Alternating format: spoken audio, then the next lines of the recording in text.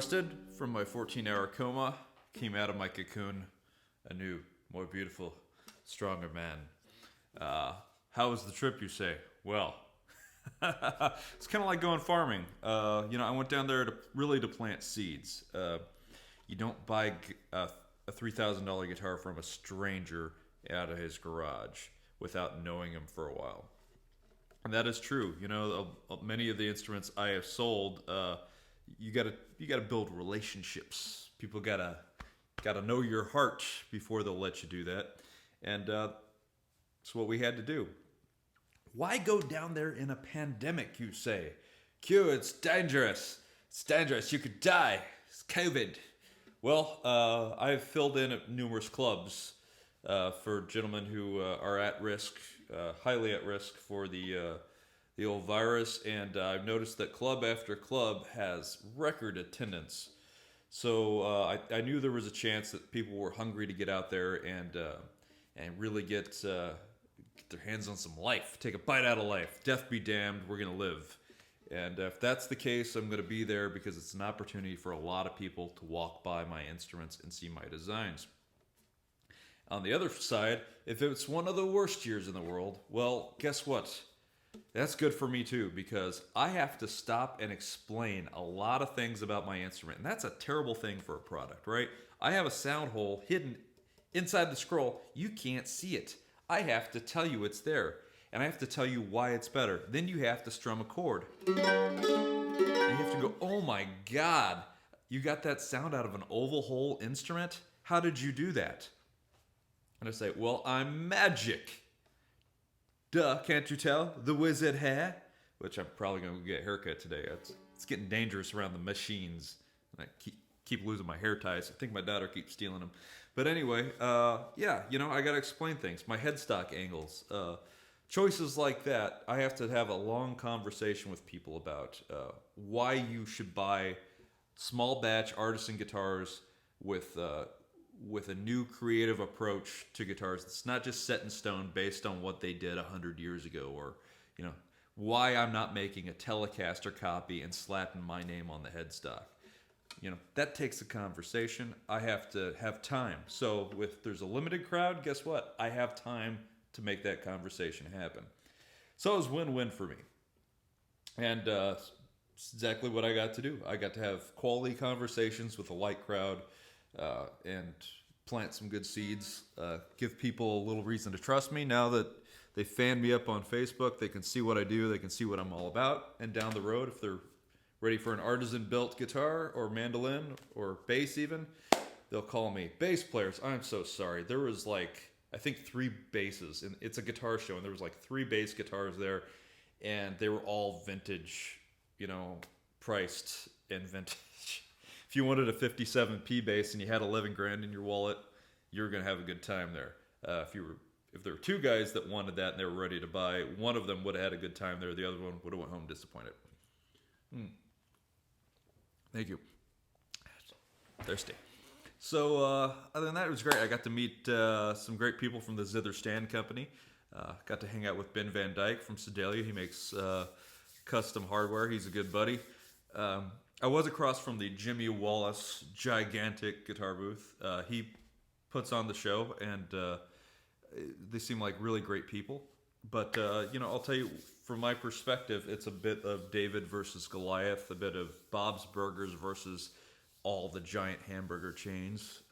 Again, I'm small batch artisan built, so if I'm making hamburgers for people in a small hamburger shop right next to a McDonald's, it's very difficult. I don't have the advertising dollars. My stuff's not pre-made. Like a McDonald's hamburger comes in frozen. They throw it on the grill, season it, put it on the bun, send it out through the drive-thru. Whereas my stuff is hand mixing my patties. I may be hungry, which is why I'm going for the food analogy, but you get it, we're all kind of mentally locked into the cult of corporate America. We see the arches and we compare all hamburgers to that. We see a guitar and we compare them to Fenders and Gibsons, what we know. We've got ingrained in that religion. And I'm trying to break that mold. It's not a downhill battle, it's an uphill battle. but it is a fun one to fight, and I believe in what I'm doing, and I keep doing it. So I keep on trucking. We'll see if those seeds grow into anything. My 10-year-old boy, well, he wanted to go real bad. He went down there. He was a big old help to me, although he probably did. He was pretty much done by Saturday. It was rough on him, but we got to go to Medieval Times. Got to see the jousters and the sword fighting, and it was a great trip. But by Sunday, we loaded up the car with guitars, and we're like, do we want to stay another night and leave in the morning? And he's like, I don't know. Can we go home, Dad? And I'm like, I think I can do it without falling asleep and killing us. Let's try. And we hit the road. We made it home about 3 in the morning, and we were glad we did. But boy, we were dead to the world yesterday, I'll tell you. I got a custom T-style guitar I've got parts ordered for. I'm building that coming up pretty soon. You'll see me doing that for a wonderful customer. He's been wanting one for a while and finally just got to the point where he was ready. Again, sometimes you plant a seed a year and a half ago, and when people are ready, they come to you down the road. So we'll see what happens 2 years from now as people follow my page that I met down there. It is a challenge, though, to sell something based on tone in a big, noisy airplane hangar, which is technically what the room was. It's concrete floor, metal ceiling, cinder blocks, guitars going off like crazy. And I'm trying to tell somebody that this is the sound they want, and they can't hear it. So it's very difficult to move things based on tone in a room where there's no soundproof booths, no place for anybody to try anything out like that. Oh, sorry, belch. So we'll see how it goes. But I'm going to take the next couple days while parts are coming in to be a decent husband. I've got to wash the old Beagle. That's not code. I have a Beagle. He's starting to get smelly.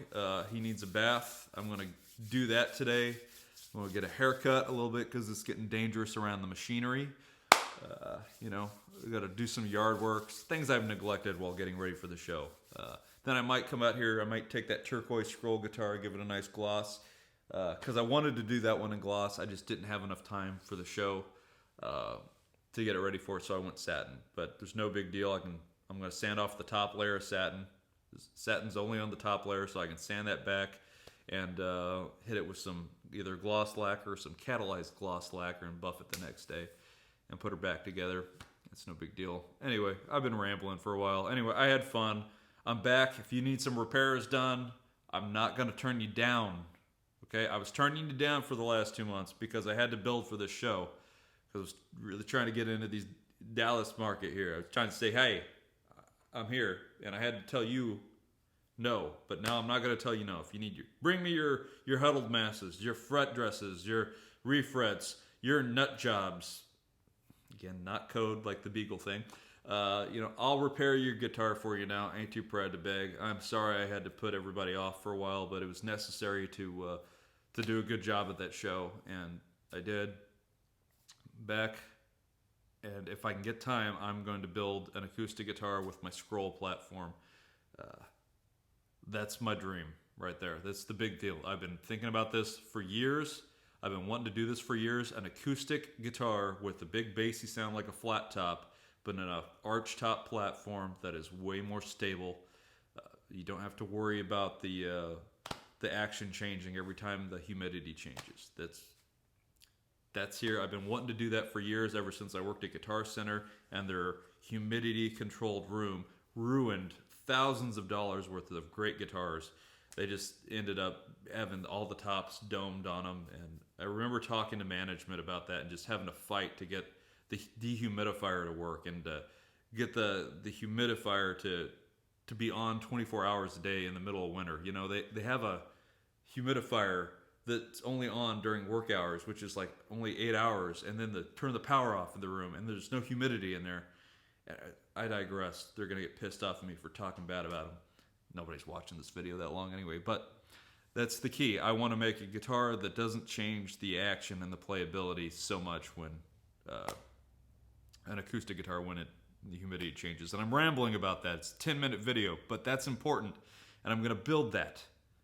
And you will see it. And I'm going to prove to the world that that's better. Small batch artisan. And then the big box stores are going to be like, no, you're not going to sell any of those. And I'm going to be like, oh yeah? I'm going to sell 3 of those, you bastards. 3. And I'm going to be like, go ahead, copy it. And then I'm going to go all Liam Neeson on them. They're going to take my idea because I'm going to prove it works. And I'm going to go full Liam Neeson. Okay, maybe I do need to go back to sleep. All right, I love y'all. I'm going to take an extra day off. Bye.